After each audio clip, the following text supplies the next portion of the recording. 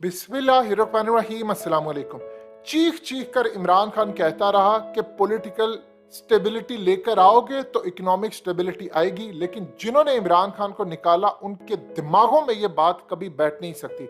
आज जरा ये देखिए बिजनेस रिकॉर्डर को, इसकी इतनी बड़ी हेडलाइन लगी है और ये हमारे मुंह पर थप्पड़ है और उनके मुंह पर भी है जिन्होंने इमरान खान को निकाल कर और शहबाज शरीफ को लाए।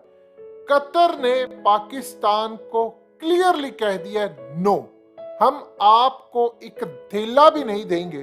और जो रीजन 7 बिजनेस रिकॉर्डर ने प्रेजेंट की है उसमें क्लियरली ये बात कही है कि शहबाज शरीफ की हुकूमत कतर में गई पैसे लेने के लिए, तो उन्होंने क्लियरली कहा कि आपके मुल्क के अंदर चूंकि इंस्टेबिलिटी है, चीजें नहीं है, एक हुकूमत जाती है दूसरी आती है, कोई पॉलिसी नहीं है, लिहाजा इमरान खान की हुकूमत जब आई थी पैसे लेने के लिए तो हमने उनको एग्री कर दिया था, हम आपको नहीं कर सकते, हम आपको 1 रुपया नहीं दे सकते और हमारी तरफ से क्लियरली इनकार है, आपके मुल्क में कोई स्टेबिलिटी नहीं।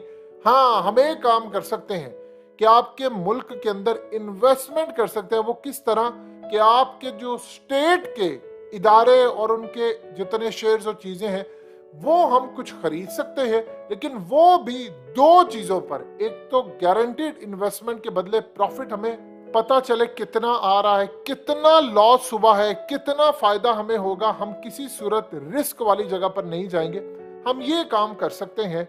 और इस सूरत हाल में फिर उसके बाद जो भी हम खरीदेंगे उस पर हमारी मर्जी चलेगी। मिसाल के तौर पर अगर वहां पर किसी जगह पर पाकिस्तान के इदारे में इन्होंने इन्वेस्टमेंट की तो वो ये देखेंगे जहां से प्रॉफिट आ रहा है हम सिर्फ वहां लगाएं और उसके फैसलों का इख्तियार हमारे पास हो। ये इतना बड़ा थप्पड़ है इनके मुंह पर। देखिए, जो कतर के अमीर है उनका जरा बैकग्राउंड और स्टेक समझ लें। उनका बैकग्राउंड ये है कि उन्होंने अपनी मेहनत से कतर को इतना डेवलप करवा लिया है कि वहां पर फुटबॉल हो रहा है और फुटबॉल का वर्ल्ड कप जब वहां पर हो रहा है तो वहां पर इतनी टूरिज्म है, इतनी टूरिज्म हो रही है कि पूरी दुनिया के ममालिक से लोग आ रहे हैं और उनकी इकोनॉमी इतना बूस्ट कर जाएगी कि कम से कम अगले 7 साल तक उसके असरात कतर पर रहेंगे। यानी आप समझ ले चंद दिनों का इवेंट 7 साल की उनको कमाई देकर जा रहा है। कतर में क्या है, लेकिन उन्होंने अपनी मेहनत से, ये अमीर जो कतर के हैं ये बाइडेन से जाकर मिलते हैं, वहां पर जाकर अपना मौकफ रखते हैं। ये अमेरिका और अफगानिस्तान की जंग यहाँ पर कतर के अंदर आकर खत्म हुई, यहाँ पर बातचीत का आगाज हुआ और इन्होंने रोल प्ले किया। दुनिया के तमाम मामलात में ये अपना रोल प्ले करते हैं। ये कोई छोटे मोटे नहीं है, इन्होंने बड़े लेवल पर जाकर काम किया है और आप इनको कोई छोटा मोटा समझिए ना। इन्होंने जहां पर भी इन्वेस्टमेंट करनी होती है, पैसा देना हो, जब उन्होंने तुर्की को 10 अरब डॉलर दिए थे जब उनका लीरा गिरा था तो उनको पता था तुर्की का क्या रिलेशन है, आपको एक ढीला नहीं देंगे। और इसी आर्टिकल में क्लियरली मेंशन है कि इमरान खान की हुकूमत जब यूएई से और इनसे पैसे लेने गई तो उनको असल में इस बात की अश्योरिटी दी गई कि ठीक है हम आपको पैसे देंगे, लेकिन इनको देने से इनकार कर दिया। अब आप सोच लें कि जिन्होंने शहबाज शरीफ को हम पर मुसल्लत किया, क्या कहा था इन्होंने, वो जी IMF पैसा देगा तो वो जी हम बिल्कुल मुल्क ठीक हो जाएगा। 235 रुपए ऊपर मार्केट में डॉलर इस वक्त है और वो भी मिल नहीं रहा, रेट ये चल रहा है। कहां गई आपकी स्टेबिलिटी, खत्म कहानी। वो सारे डॉलर और वो सारी करेंसी सब कुछ बर्बाद हो गया। इन्होंने असल में जो कहानी कौम को टोपी करवाई थी। अब आप देख रहे हैं कि इमरान खान को एक तरफ कहा जा रहा है कि तुम IMF की डील बिल्कुल खराब ना करना। अब आप ये देखिए कि आप इस जगह चले गए हैं कि मिफ्ता इस्माइल ने कहा है कि अब कोई हमें पैसे देने को तैयार नहीं। ना तो कतर ने आपको पैसा देना है, ना UAE ने देना है, ना सऊदी अरब ने आपको पैसा देना है, ना चाइना ने आपको पैसा देना है, क्योंकि आपने जो घटिया हरकत की थी वो ये थी। मिसाल के तौर पर एक छोटी सी मिसाल आप ये समझिए कि चेक रिपब्लिक के अंदर लोग सड़कों पर निकल गए हैं और उन्होंने कहा है कि यूरोपीय यूनियन और नेटो, अब ये जो घटिया हरकतें आप कर रहे हैं अमेरिका के कहने के ऊपर, उसकी वजह से पूरे हमारे मुल्क में बहरान है। 1 लाख से ज्यादा लोग यहाँ पर आए हैं, बहरान है, महंगाई है, तेल का इशू है। आप लोग सारी की सारी जो पाबंदियां आपने रशिया पर लगाई हैं वो पाबंदियां खत्म करें ताकि तेल की कीमतें नीचे आए, गैस की कीमतें नीचे आए और ब्रिटेन के साथ बैठकर मामला तय करें। और अमेरिका की गोद में बैठकर आप लोगों ने जो फैसला किया है उस फैसले को खत्म करें। वहां पर यह सूरत हाल है और हमारे देख लें जरा, बड़े अपने आप फन्ने खा और बड़े लाइक फाइक जहीन बनते हैं, जहानत तो छू कर नहीं इनसे गुजरी। इन्होंने इमरान खान का तख्ता उलट दिया कि जी वो अमेरिका नाराज था और अमेरिका के कहने पर वहां पर यूरोप के अंदर मुजाहरे हो रहे हैं कि अमेरिका के चुंगल से निकले। इन लोगों ने इमरान खान का तख्ता उलट दिया और औकात ये है।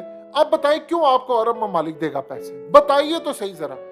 आपने अमेरिका का साथ दिया, अरब ममालिक अमेरिका के खिलाफ है, वो सारे रूस और चाइनीज कैंपे हैं, वो क्यों आपका साथ देंगे? वो तुर्की के साथ खड़े हो गए हैं, ईरान के साथ उनके ताल्लुकात है। आपने वही हरकतें की जब अमेरिका का जो जहाज है वो डूब रहा है, अब उसमें सवार होने के लिए चले गए। दुनिया में एहतजाज हो रहा है और आप कह रहे हैं कि हमने साथ खड़ा।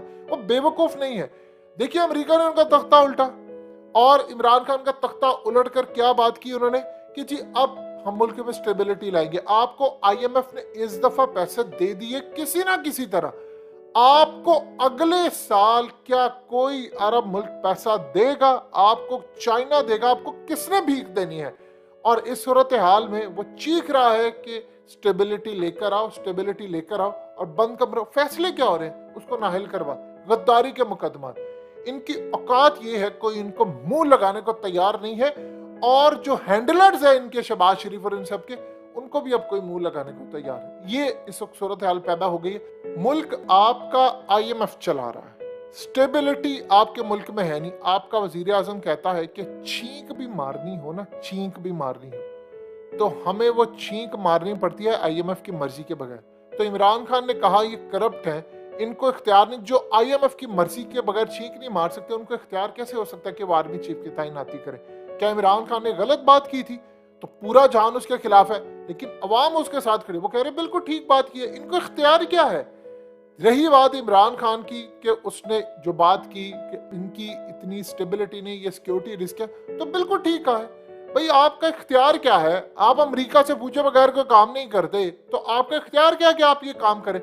लिहाजा एक बात आप अच्छी तरह समझ लीजिए, जो हालात इस मुल्क में हो रहे हैं, इनको कोई इख्तियार नहीं, ना इनको कोई मुंह लगाने को तैयार है, ना कतर इनको कोई पैसा देने को तैयार, ना इनको मुंह लगाने को तैयार है। इन्होंने जो हाल किया है इस मुल्क का, अगले कुछ अरसे के अंदर याद रखिएगा जो हालात पैदा हो रहे हैं, आपका मुल्क बिल्कुल स्टेबल नहीं रहते हुए नजर आ रहा, क्योंकि अब आपको कोई पैसा नहीं देगा। कतर ने आपके मुंह पर डील मार दी है कि भाई हमने आपको 1 रुपया नहीं देना, और क्लियर नो कहा है।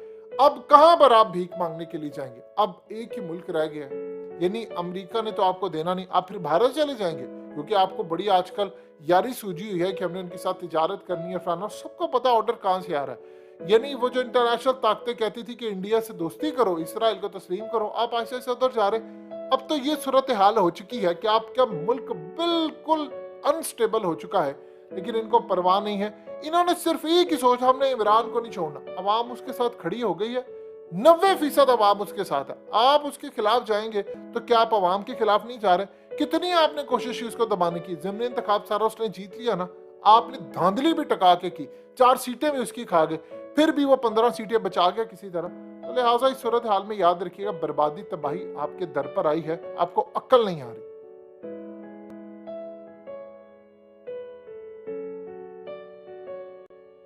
हकीकत टीवी को सब्सक्राइब करना मत भूलें, वीडियो को लाइक करें, शेयर करें और कमेंट सेक्शन में अपनी राय का इजहार जरूर करें।